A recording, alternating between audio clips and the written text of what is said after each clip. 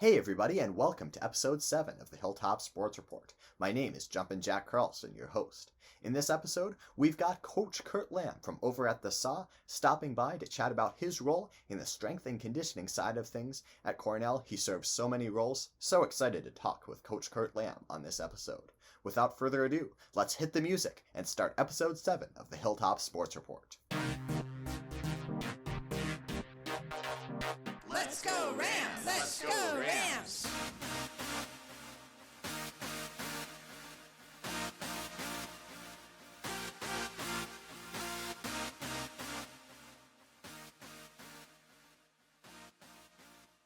Well, it was a busy week in Cornell sports, culminating with a weekend of activities. The Rams were on the road for the most part. The Cornell Rams softball team, shout out to them. They got 4 wins in the span of 2 days over in Wisconsin, sweeping Lawrence on Friday, and then on Saturday they swept Ripon. So a fantastic road trip for the Rams. They're getting on a roll. As Claire Gugerty and Maddie Rainey said in episode 6, the Runnin' Rams have got an explosive offense and it's showing.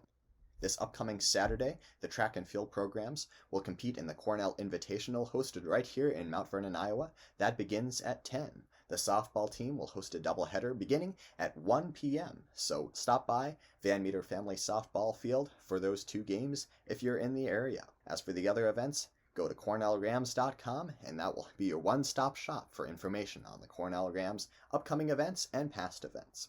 Also, if you want to email us, we've got a Hilltop Sports Report email set up. That's hilltopsportsreport@cornellcollege.edu. Once again, that's hilltopsportsreport@cornellcollege.edu. Send us your comments about the episodes, perhaps questions about Cornell Rams athletics, or if you went to Cornell and have a sports-related story to share, send it our way. We'd love to hear from you. We've had some nice responses, people chiming in from Treasure Island, Florida.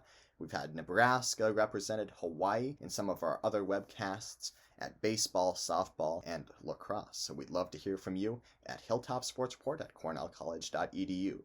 Now, without further ado, let's hear from the Rams' first-year coach, Curt Lamb, about his role in the Rams' athletic department. I think you'll find it very interesting. Let's hit the music and hear from Coach Lamb in a moment.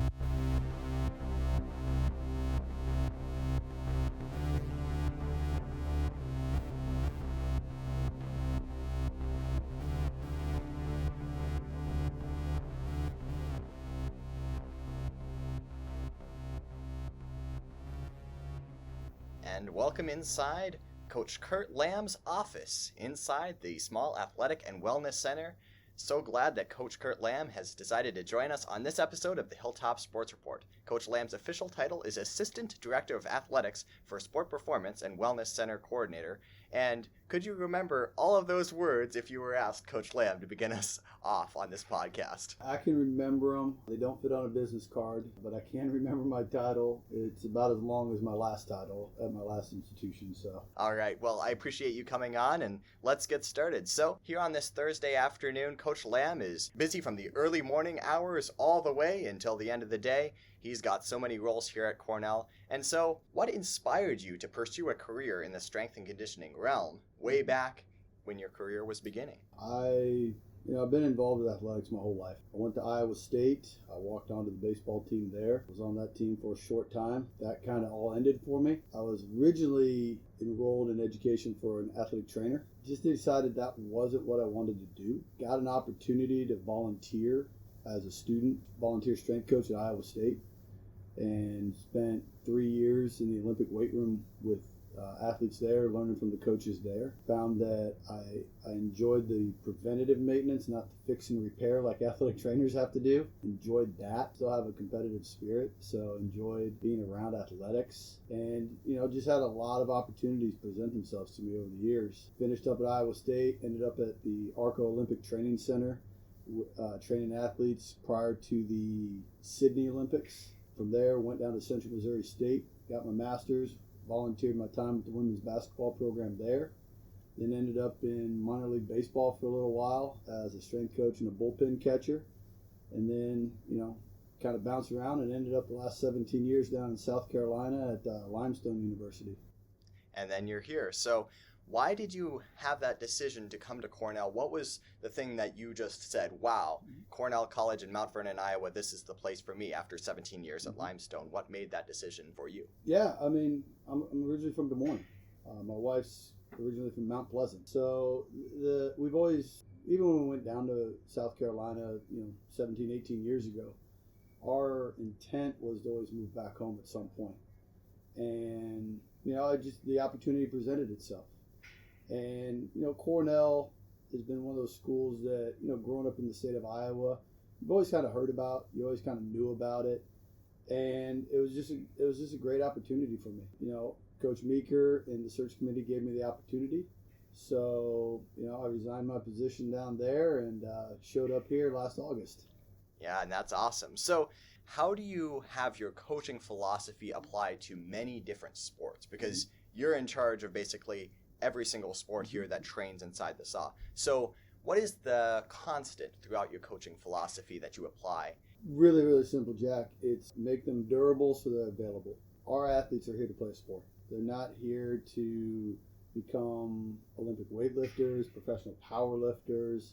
So it's do things that are going to enhance their abilities on the court, on the field, on the track, that, makes them successful in their realm, and not chase a bunch of numbers in the weight room. So many kids come from various backgrounds. We have athletes, this is the first time they've ever seen the inside of a weight room, ever been in a structured program, to athletes who train all the time. So it's a wide range of kids that I work with. And so you just got each team is different. They all have individual things they got to work on. Sometimes the athletes have individual things they have to work on. So we train in a team concept, but there's still, someone's going to have an individual underlying weakness, underlying thing that we have to focus on to enhance their performance. And that's the goal is performance enhancement. Not, hey, we squatted X, benched Y. That's kind of an after effect. So my goal is always not to chase the weight. Let's focus on the technique, and the weight will chase the technique. Yeah, and so you kind of alluded to it just now with your approach to designing these strength and conditioning programs. You have the team aspect, but also the individual aspect. So is that something that coaches come to you to talk about, or is that players that come to talk to you and meet with you on an individual basis? How does that take place? It's a little both. Again, I've been here 7-8 months. So there's a lot of things that I had in place for 17 years at my last institution that will get in place here. Some of those are, onboarding meetings at the beginning of the year with the coaches, and then kind of some end of the year meetings with the coaches, so we can discuss players. Even talking with the athletic trainers, is they're going to see them a lot more in practice than I am. So they're going to see them move a little bit more and be like, hey, I noticed this, noticed that.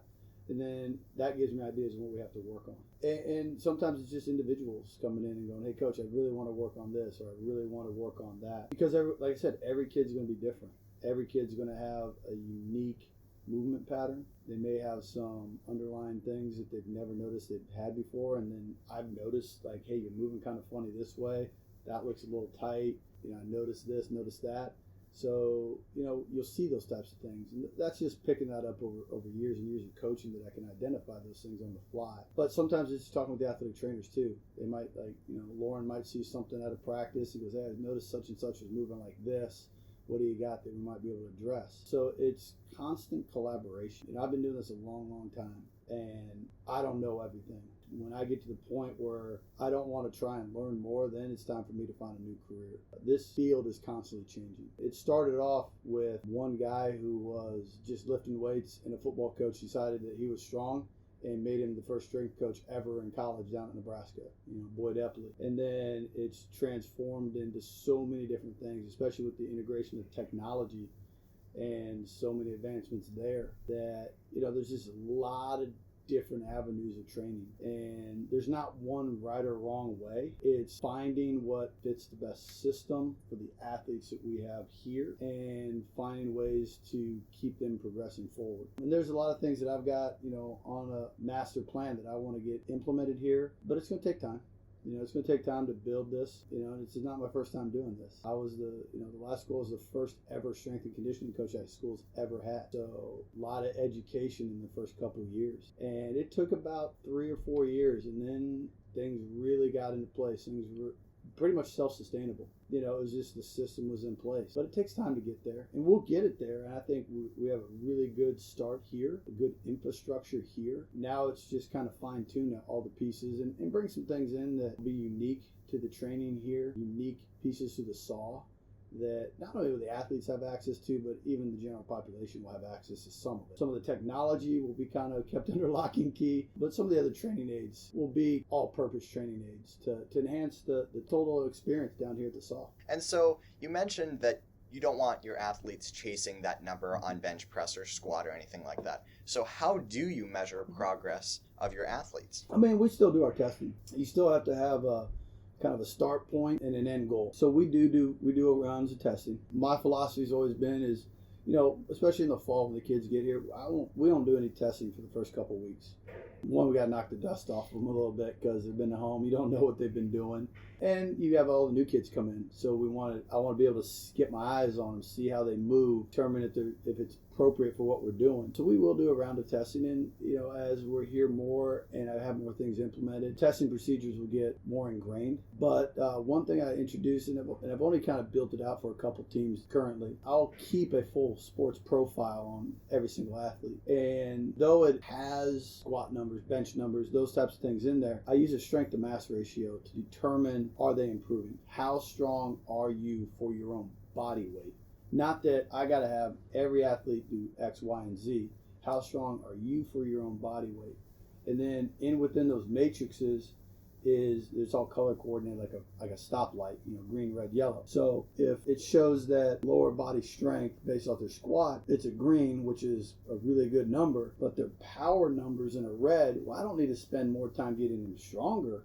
I got to spend more time getting them to speed things up. And it's kind of a check and balance for me too, because each sport's going to have some individual needs. And then it also gives the athletes, it shows the tracking of the athletes over their career, so you can kind of see where they started as a freshman and where they're going to end as a senior. At the same time, as I build some more of the technology things in there, guys and girls that kind of quote unquote max out their potential a little bit, that will change the way they train too. We might have some guys that squat 500 pounds. Why do I need to have them squat 600 pounds? They're pretty strong at 500 pounds, but maybe their power numbers aren't very good. So let's get them maybe 500 pounds faster. So I've got some bar trackers that I can put on the bar to see how fast they're moving the bar. So their test will be based off of how fast they move the bar, not how much weight's on the bar. So there'll be some different forms of training implemented over the years. As I'm here longer and longer, I have 3 levels of training that we'll go through, and it's all based off of those matrices of how you advance. So, the goal is when you're a freshman, you should not train the same way as you're a senior. This year's been pretty generic. It's just I'm figuring all the teams out, and my first time getting my eyes on everybody and getting them all accustomed to some of the things we're doing. Well, then next year you'll start seeing some little differences start to spin in, and then year 3 some more, and then year 4 some more, with the goal of just building out a all-encompassing program and giving our Cornell athletes as close to a Division I experience as I can. And I think they deserve that. Yeah, and so it seems from my perspective, looking from the outside in, it seems a lot like in baseball, where you have a batting average. Back in the day, batting average was all that they had. And so it seems to kind of be similar in this instance with benching. You have, okay, I benched this, but now you have all these analytics that have come along in recent years. From your perspective, how important has that been? And what are some specific things that you've identified throughout the years that have really progressed since you first got into this realm? Yeah, I mean, I grew up in a system where you just pick stuff up, put things down, and you moved heavy weights. And that was how you got stronger. And that has, with the education and the advancement in technology, it's all changed. Now there's still a point where you still have to pick heavy things up and put it down. But the introduction of wellness surveys, the introduction of all the analytics that are now available, it just has changed. It's changed the whole field. And now there's going to be some things that I won't be able to do, because you see, some big colleges like, hey, we're doing GPS tracking and we're watching all this. Well, that's a full-time job. I've had access to that type of technology. That's a full-time job just to break that stuff down. So there's sometimes, there'll be things we add in But there's some things that I just won't be able to because I just don't have the staff or the time in my day to break all that data down. I mean, there's between velocity-based training, GPS tracking, wellness surveys, all those things have been fantastic to this field. And it's created so many new avenues in the field for employment in terms of specialization in certain areas. It's also helped to decrease a lot of overuse injuries that you see and keep some coaches kind of in check a little bit. I think the biggest thing is you just always have to kind of be researching that type of stuff. I was blessed that I had some very young assistants who grew up learning that stuff in college and were able to kind of teach me how to do it because I didn't have access to those types of things. I've kind of learned some things on the backside, but they're all fantastic. Dr. Brian Mann, down at the University of Miami now, kind of the guy who's kind of spearheaded the whole velocity-based training, and I've had tons of chances to talk to him and hear him speak. There's so many great coaches out there that have done those types of things, and just being able to pick their brains and kind of see how they're implementing things and doing those things has been pretty cool. And some of that stuff will show up here in time, but it takes time. It takes money. It takes time, but you'll start seeing it here in the next few years as well. That's awesome. And so let's dive into the injury prevention aspect, because obviously rehabilitation, you have some role in that also goes onto the athletic training side as well. So what is your approach to injury prevention, and how have you seen that evolve over the years? Yeah, like you said, Lauren and his crew, they get them back to me, and I'm part of the return to play procedures. So there's a lot of interaction between myself and the athletic trainers, and that's a relationship that's probably got to, in any school, has to be the strongest on campus. Is we're going to work so closely with one another to make sure that the athletes are taken care of. They do get injured, they're back on the field quickly. But like I said, my job is kind of in the preventative maintenance period. So I'm trying to do things to be preventative.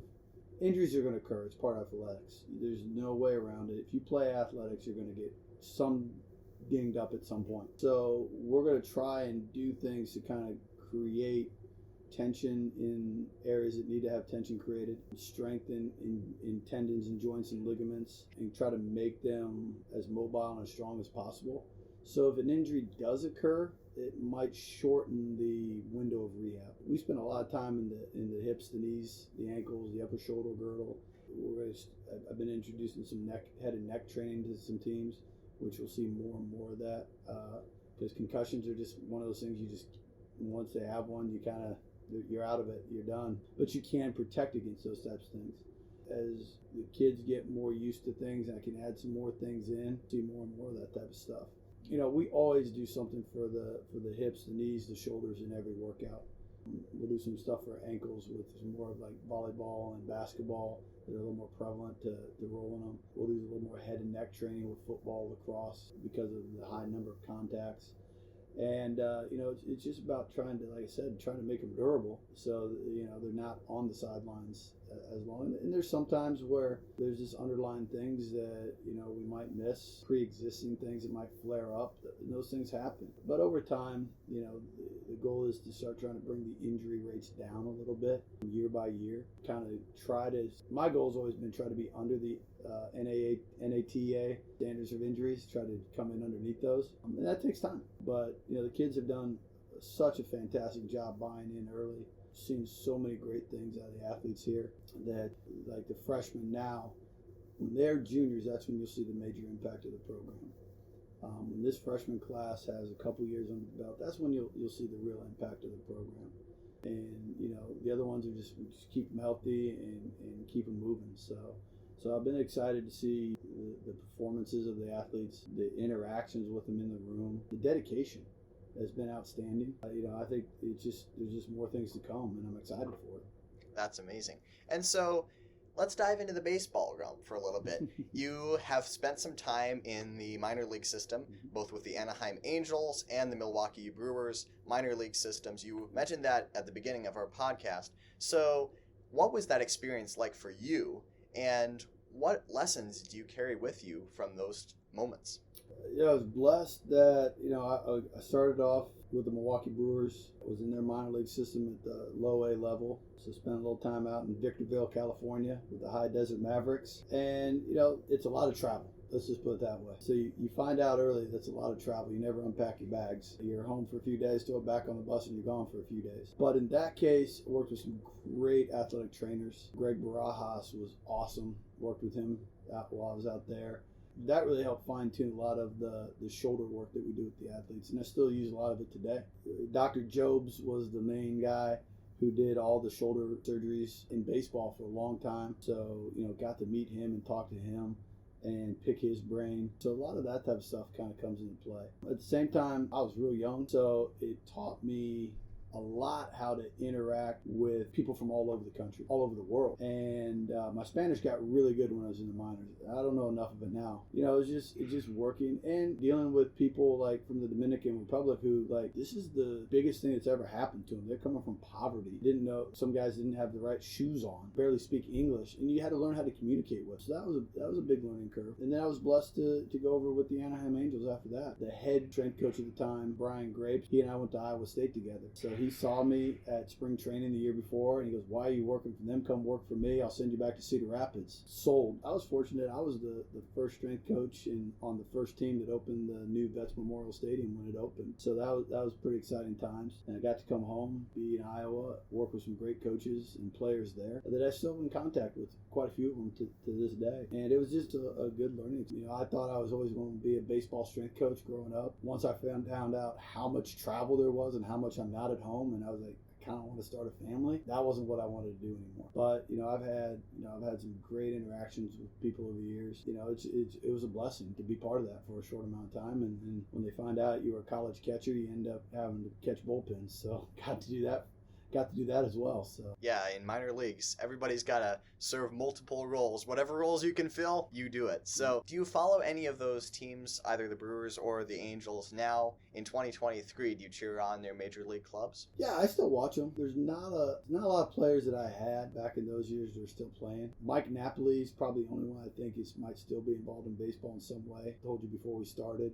He's now with the Cubs on as a bench coach. I'll watch the Angels, I'll watch the Brewers, and just because they were teams I worked for. And I really never had a team growing up that was like, this is my team. I grew up back in the day when you had the Oakland A's and the Bash Brothers. So yeah, I watched, Jose Canseco, Mark McGuire, and Dave Henderson and Ricky Henderson do all that. I really just don't have that one team that I like, that's my team. So I kind of just watch the organizations that I worked with and cheer them on. And I just like baseball, so I got a son that plays it. Probably watch more of his baseball games than I do professional baseball games at this point. Well, that's great. I like that you have that experience in baseball, and now going with the baseball program, Coach Robbie Dombrowski, you have that knowledge of baseball to apply towards that baseball training program as well. So what do you believe are the key qualities for success? For somebody in your role, you've seen throughout your many years of experience what has worked, what has not worked. So what do you think are the key qualities if you were to boil it down? The biggest thing is you've got to be open to change. This field's ever changing. And if you're not progressing with it, you're just kind of getting in the way. Generations have changed year to year to year. That means your interactions have changed. My interactions with athletes have changed year to year to year. And you just kind of have to be a chameleon a little bit. And, I don't interact with, like you watch me, I don't interact with each team the exact same way because each team is different. And, so to be successful, one, you have to be willing to learn at all times. You have to be open to criticism. You have to kind of have a thick skin about that.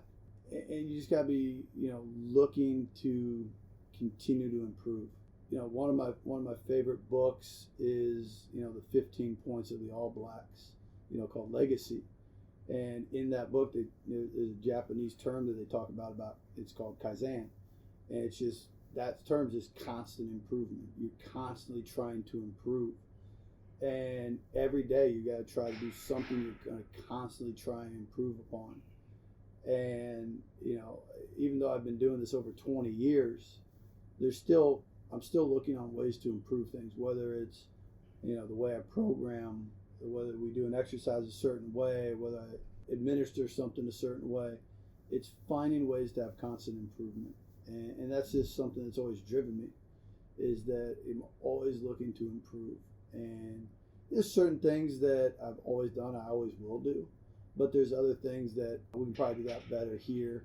And at the same time, there's things that I used to do at my old school that I just can't do here yet. So finding ways to improve upon what we've already done for next year, the year after that, the year after that. So like I said, these kids get the best of me every single day. And we're looking forward to seeing it. And so as we wrap up this episode, is there anything else that you'd like to address, or that about cover everything? No, I mean, I think, like I said, the kids have done such a fantastic job, and I'm blessed to be part of Cornell. Get my family up here this summer to kind of experience what I have for the past 8 months. And, I'm really looking forward to seeing, where we can take this thing. The administration, the whole college has done such an amazing job of creating this facility, creating such a welcoming atmosphere. Can't wait to see what this looks like in the next few years as we continue to build this thing out and start really noticing some impacts on the field. And this is exciting, and I'm just blessed to be part of it. And we're excited to see the constant change, constant improvement that is going to come our way. Thank you so much, Coach Curt Lamb, for taking the time this afternoon. I appreciate you. Thank you, Jack.